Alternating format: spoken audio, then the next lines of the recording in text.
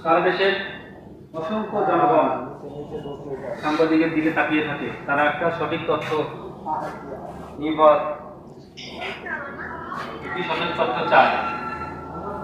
আমরা আমাদের শ্রম মেধা দিয়ে সঠিক তথ্য দিয়ে জনগণের মাঝে তুলে ধরবো, এই আশাবাদ আমি ব্যক্ত করছি। মুহূর্তে আমার সংবাদ কর্মীদেরকে নিয়ে পরিবারের অঙ্গ পরিবারের জন্য একটু আয়োজন করছি কি একসাথে হওয়ার জন্য। বড় বিষয়টা হয়েছে এই 16-17 বছর যে মামলায় জড়িত ছিলাম, যে জর্জরিত,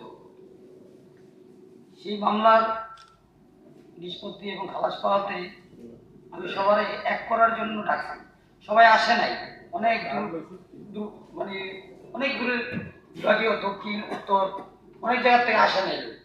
যাই হোক, আমি এখানের প্রধান অতিথি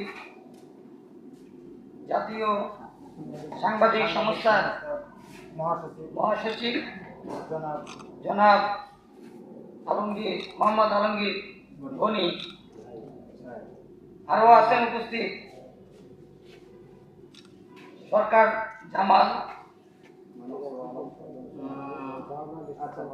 যাই হোক, এখানে আমাদের ব্যবস্থাপনা সম্পাদক মোহাম্মদ জাকির,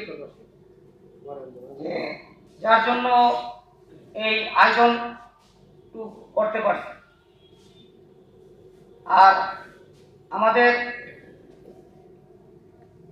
যারা কলম সৈনিক আছেন, সাংবাদিক, আমার বন্ধু, আমার ভাই, আমারই কলিগ, একসময় আসছিলাম মাঠে আপনাদের সাথে। আমি তার বেশি কথা, আমি আসলে বেশি কথা বলতে, এটাই আমার কাছে বড় কিছু।